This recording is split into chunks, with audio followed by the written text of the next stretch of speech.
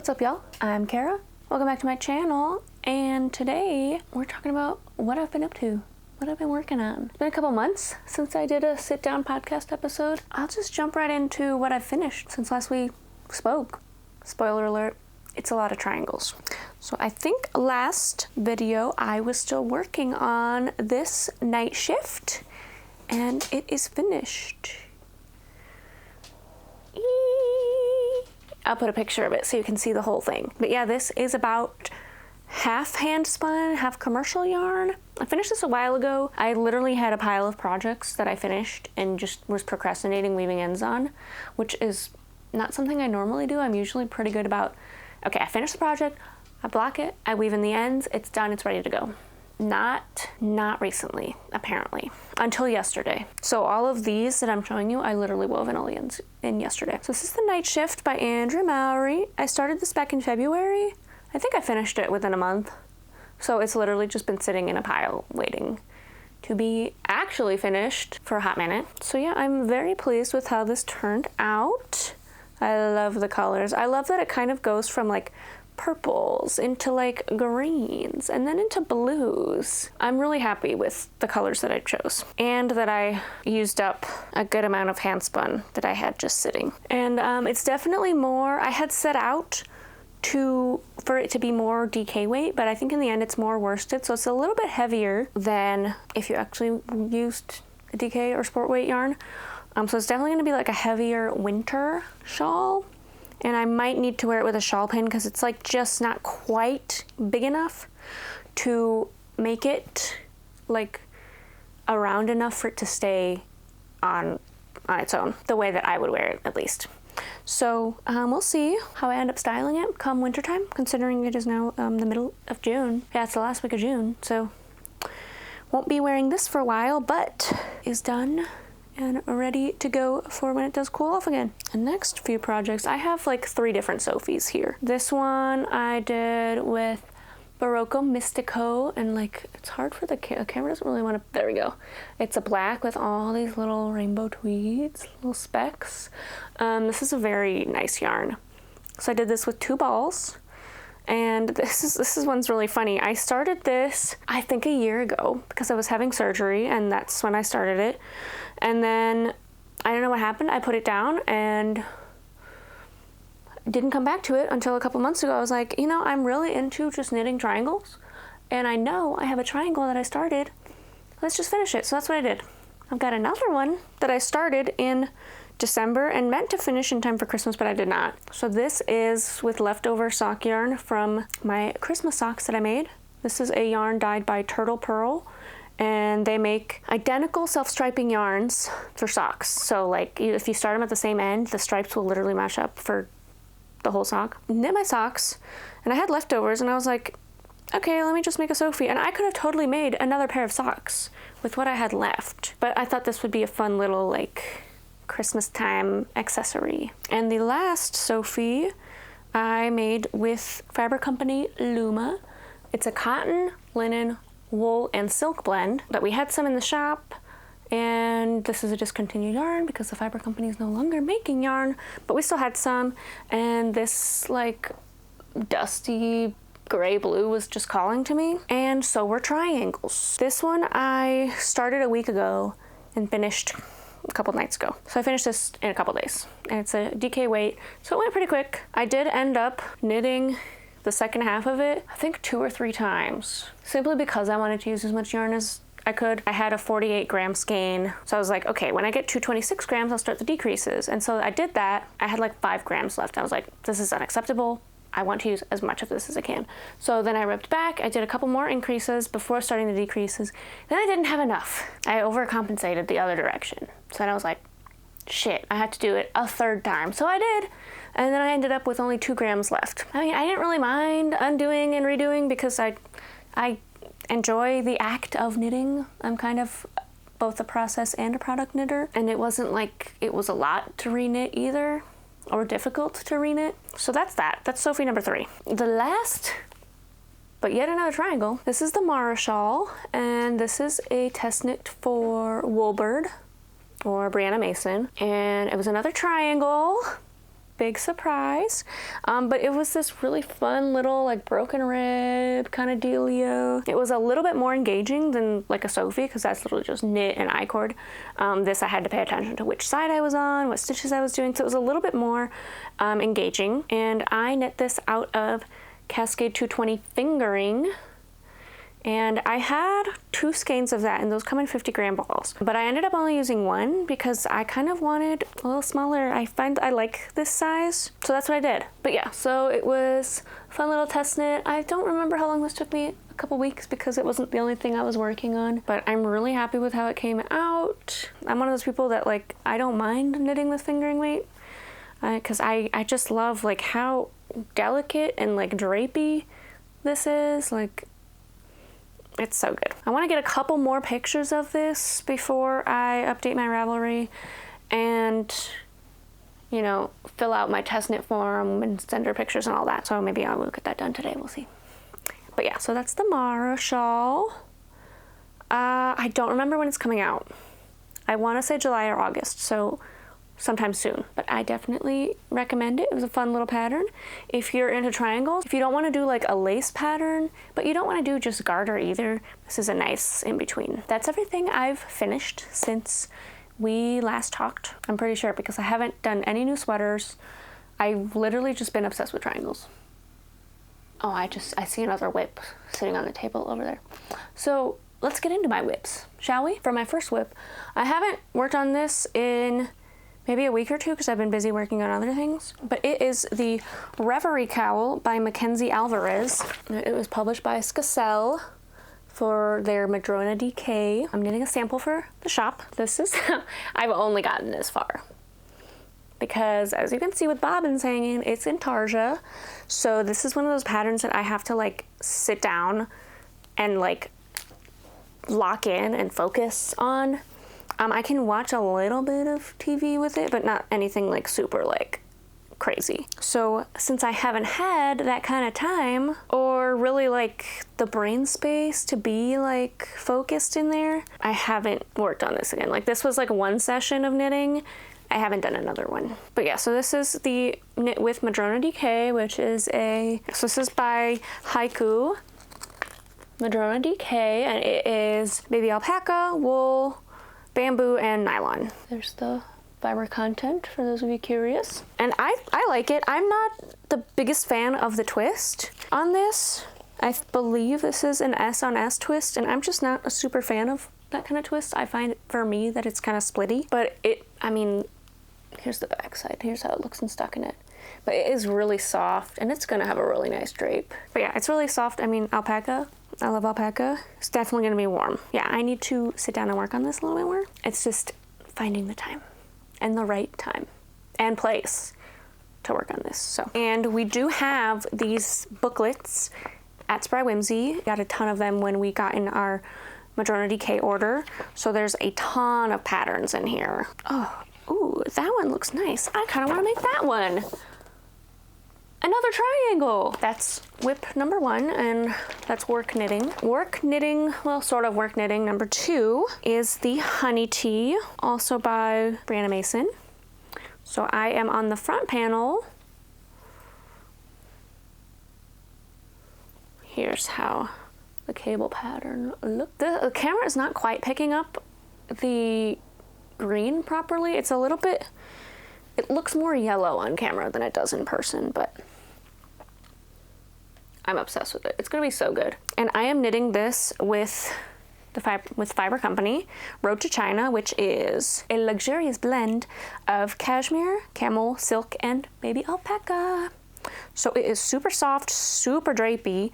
I am a little bit worried about it pilling when I wear it, but I really wanted to make something with this yarn and this color, so I said, screw it, let's do it. Screw it, let's do it. And this is for the Wisconsin Sheep and Wool Knit Along I am hosting at Spry Whimsy. We are hoping for those of us who are making it, and I did find another pattern for Tunisian crocheters that looks like really similar, but it's done with Tunisian crochet so that crocheters wouldn't be left out. And I'm hoping that everybody who gets it done by Sheep and Wool, which is the weekend after Labor Day, and I'm thinking probably on Saturday instead of Friday, that we all get together and I'm gonna see if I can get Brianna Mason to come to the Fiber Festival, and then we can all get a big group picture of all of us wearing our honey tees. I think that'll be really fun. That's how that's going. I did have to rip back and re-knit a bunch on this simply because I didn't read the pattern. Oh yeah, all of those words and paragraphs that are in a pattern, they're important to read. But no big deal. I just ripped back 40 rows and re-knit them without the increases that I was putting in them and moved past it. Moved on with my life. So now I'm on the front panel. I need to knit this, I don't know, however much. And then I'll be joining the round. Although I am noticing that my gauge, look how like wide and relaxed those cables are there on the front. Not so much on the back. But, well, you know, it's just those cables that are right there that are right here. The ones that are off to the side of this front are fine. So I don't know what's happening here. You see what I'm saying? Like these three in the middle are like, you know, relaxed, whereas these ones on the outside are more structured. So I don't know, maybe I will go back and re-knit that inch, or maybe I'll just leave it. We'll see. That's a later Kerra decision. I'm hoping that I won't end up playing Yarn Chicken because for the math that I did, I needed one more skein than we had in the shop. Obviously, this is not a yarn that we can order and get in because it's discontinued. So it might end up being more cropped. I'm hoping that it'll all work out. I picked a size with less positive ease than the pattern recommends. So I'm hoping that that kind of balances out in the end. Because I thought I was knitting a size 3, but I'm actually knitting a size 2, but I don't remember which size I was doing the yarn math for. So, you know, stay tuned. We'll find out together. I did reach out to somebody on Ravelry who had the right amount. Like, let's say I needed 8 skeins. I only could get 7 at Spry. I found somebody on Ravelry who had the 8 skeins all in the same dye lot, and that they said they were selling it, but they never reached back out to me. Let me just say, if you are posting your yarn on Ravelry for sale, you should like be checking your messages. That's that on the honey tea. And we have a couple more knit along sessions at the shop. They are 1st and 3rd Tuesdays. So we have all of July, August, and there's the 1st Tuesday of September. Next up on my whips is another triangle. This is the Jaunty by Andrea Mowry, and I am knitting this with hand spun. This was a rainbow fish inspired yarn that I made. So I had one dyed braid of Shaniko silk, mulberry silk. So this is a 3-ply. That was one of the plies. The second ply was 100% mohair, a gray mohair, and the 3rd ply was another wool silk blend. I don't know what exact fibers they are because it was part of like a mill ends bundle that I bought online. It was kind of a mystery fiber, but it was definitely a wool silk blend. So it is super drapey, super luxurious. Like, look at that drape. Super soft. I'm so happy with the way this yarn came out. I have so much. I have so much of it. And it's like a fingering bordering on a lace weight. Honestly. There's the cake. And then I ended up having, because then I ran out of either the mohair or the mystery fiber, or I just didn't want to spin any more of the mohair. So I actually ended up with about as much in like a warmer tone because I substituted cooler grays with like some warmer grays. Wait, let me grab it. So here's the original rainbow fish, cooler gray, and I also have this warmer bundle. And so all the color comes from 1 4-ounce braid. I actually think I had another ply of another dyed wool in this too, but that's how much that 4-ounce braid, because of how frickin' thin I spun that single, yardage wise, how crazy it got. In one of these, one of the plies is different from the other two, but I don't remember which, and to be honest, you can't really tell. I don't know what I'm gonna make with these. Is it gonna be a warm toned jaunty? Another triangle? We'll see. I think I started this in May, beginning of May, so I've just kind of been working on this a little bit as I go. Now that I'm done with the Mara shawl, I can more focus on this one. And I was originally going to use this as an entry into her giveaway with Daedalus for a dove, but I decided I don't really want a dove. I want the starling. I think it's the starling. I keep getting the starling and the sparrow mixed up in my head, but I want whichever one is the bigger one. I think it's the starling. I'm pretty sure it's the starling. I currently have a Dreaming Robots EEW. I don't know if it's a 6 or 6.1 because I bought it used, but that's what I'm currently spinning on, and I love it. It's got like 8-ounce bobbins. I love the 8-ounce bobbins. However, I want to upgrade to a starling so that I can switch between Irish and Scotch tension. It's because I like a really high take up, and I would love to be able to take advantage of the Irish tension to rewind bobbins. But yeah, I just want a little bit more out of a wheel. I've been really happy with my EEW, but I'm definitely going to sell it once I do upgrade. So I've been keeping an eye out on the Daedalus reselling page, and there's been a couple on there that I have been interested in, but I also put myself in for their queue. We're going on a tangent here. But as I was processing the fleece that I'm working on right now, I decided that I wanted to get a picker because I was doing it by hand and it was like taking forever. Like I needed to pick a pound of fiber. I could do like 1.5 ounces in an hour. So that was like 10, 12 hours of work. And I was like, oh my God, I don't really want to do that.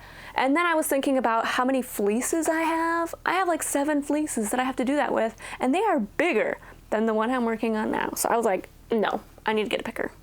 I need to get a picker because that part just wasn't really the fun part of the processing for me. I kind of forgot it was a step that I needed to do. So I was gonna get a picker, and I mentioned that to my fiber friends, and one of them was like, I have a picker I'm looking to destash. It's yours. Because I'm turning 30 this year, so I was gonna buy one as a birthday present for myself. But now I don't have to, so maybe I will upgrade my wheel as a birthday present for myself. For the big 3-0. I'm kind of excited to turn 30. Ages between 27 and 29 have like not been real. We'll see what happens in that realm. But if I did get a new one, I put in that I wanted to get a lime green one. Anyways, that's the Jaunty. It's gonna be huge because like, look at how much yarn I have. I was originally planning to use all of this, but I think it would be huge if I did that. I'm just gonna knit and see, okay, what width, how big do I actually want this to be, and go from there. What I would make with what I have left, if I have stuff left, future Kerra problem. Yeah, I'm really happy with how this yarn turned out, and like, once I block this, it's gonna be so drapey. Oh, so one of my knitting goals for this year was to learn brioche, and the Jaunty is half fisherman's rib, which is technically a brioche, but I also started an actual brioche project. It's another triangle. Ish. I have started the Raouli by Marie Amelie. It's been fun so far. So I am knitting it with this color, which is from Ba Yarns, Brenda and Heather Yarns. And it's this fun gradient. So it goes from orange to purple. My camera is like not picking up the right colors today, because this is not so like in real life. And it goes to purple. And so I saw this. I was like, this is basically the lesbian flag. I just need some white. So I spun up some alpaca I had, lesbian flag. This is how far I've gotten. It's been fun. This is another pattern I have to like sit down at the table and make sure I'm in the zone, because I have to like watch the rows, and because it's flat, so you, with brioche, you do like your main color, you do a right side row, and then with your contrast color, you do a right side row. Then you turn. Then you do wrong side row with your main color, and then a wrong side row with your contrast color. Then you turn again. So you're doing like 2 rows per row, sort of. But in my brain, like it kind of I know people don't like comparing it to double knitting, but in my brain, that is how, like, there's kind of similar in the way I have to think about it. I don't really know how else to explain how that works in my brain, but that's how it does. Anyways, that's that. So it's gonna be, I'm hoping that since I'm doing alpaca and a wool nylon, that it won't stretch too much, but we'll see, because I mean, you can see it's already curling toward the wool. But yeah, I mean, on this side, once we actually start seeing the gradient with the white, lesbian flag, Maybe it's a little ambitious for somebody's first brioche project, but you know what? I have the audacity, so I'm gonna do it. Haven't touched that in a minute either. I didn't realize how many whips I had. Does this happen to anybody else? Like, I'm pulling them all together and I'm like, 1, 2, 3, 4, 6, 7, 8, 9, 10, how many do I have? And then my final whip I'm really excited for, because it is a teeny tiny cardigan. And this is the Sorgan Free Jacket Mini by Indeblumst. I am knitting it in Barocco Vintage DK because one of my childhood best friends just had a baby. I didn't even know she was having a baby, so I was like, oh my god, give me your address so that I can send you a tiny sweater, please. So she did, and now I'm knitting a tiny sweater. It was so funny because we've had a lot of customers coming in and doing like baby knits, and I'm like, oh my god, a tiny sweater would be so cute, but I don't know anybody who's having a baby. Turns out I did. So now I am, and it's like this cute garter with the ribbing in between. I started this yesterday. It's been really fun. I might make her a blanket or a lovey too. We'll see. I have a question for people in chat who have had babies or hung out with babies. I don't hang out with babies or people who have babies. But I have heard, I'm obviously doing a button up, so nothing has to go over the head because I've heard that can be difficult. How many buttons should I actually put in? Because this calls for like 5 to 7 buttons on this thing. And I'm like, do parents really want that many buttons?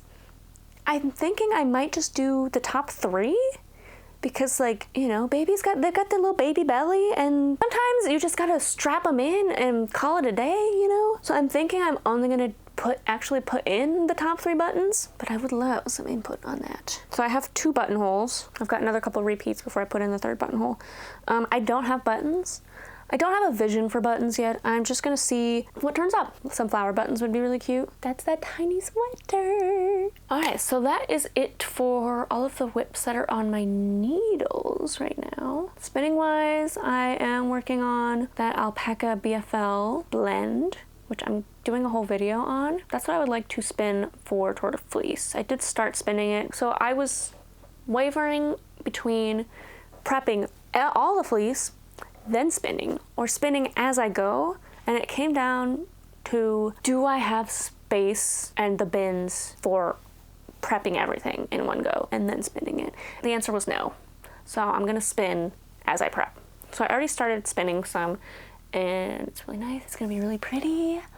And then I thought, Sheep and Wool has a handspun competition. Maybe I'll enter something in that this year just for the fun of it. And I was thinking, oh, it would be really cool to win a prize for this yarn that I spun and processed like the whole way through, except I don't have the best alpaca fleece. Like, there's a lot of second cuts in there, so it's not the most consistent prep. So I don't think I'm gonna enter one of these skeins unless I end up with one with, I'm like, that's amazing, I'm entering it.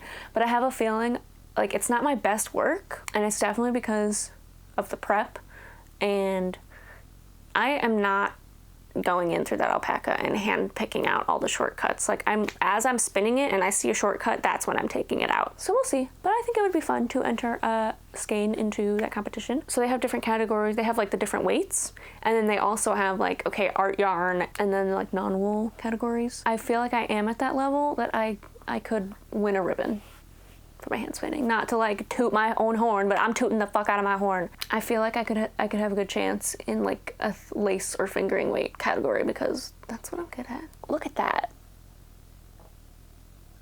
Come on. We'll see what I come up with. I got a couple months. Anyways, I also have like a random braid that I started spinning for when I don't want to work on my fleece, because there's also a ton of VM in that alpaca. So when I'm spinning it, like, my lap gets dusty and all sorts of, so I don't always want that. And I have to be like really paying attention, like, okay, there's a short bit. Okay, there's a lock that didn't get like actually carded out, so I have to work with that. So it's not the best for spinning when I'm watching anime because I watch subbed. So I have another random braid that was commercially processed, hand dyed, so I literally don't have to worry about any of that. I can just spin and watch my shows. So yeah, so that's what I'm working on in spinning world. I did get some more breeds for my fiber study, so there's gonna be some continuation of that. And what else? I do have a couple projects on deck. These two are pressed flowers. That's it. It's gonna be so good. I've been holding on to this skein for a while. I mean, it's awesome. I just didn't know. I was like, I don't know if I would do a colorwork sweater with this or what color I would do with it. And I've kind of been wanting to do pressed flowers for a minute. So I think I'm gonna do the like little kerchief and make it like as big as I can with the yardage that I have. Yeah, I think that'll be really cool. It'll really pop. I'm excited for that. And then the other thing I have on deck is gonna be I don't wanna say a blouse, but I don't wanna call it a sweater because this feels like, it's gonna be like a really lightweight sweater. So this is the Cotton Merino by Katya in this green. And I'm just gonna make like a simple stockinette, crew neck, long sleeve. Just been like kind of eyeballing this wool cotton blend, and I just want something light and drapey to knit on. Yeah, those are the two projects that are upcoming. I do have another work knitting sample. It's going to be these two Ito yarns together. So I've got So Asa, which is a linen cotton silk blend, and it's going to be held together with Kinu, which is 100% silk. So those are going to be held together, and I don't remember the pattern that I'm going to knit, but it's going to be a tee.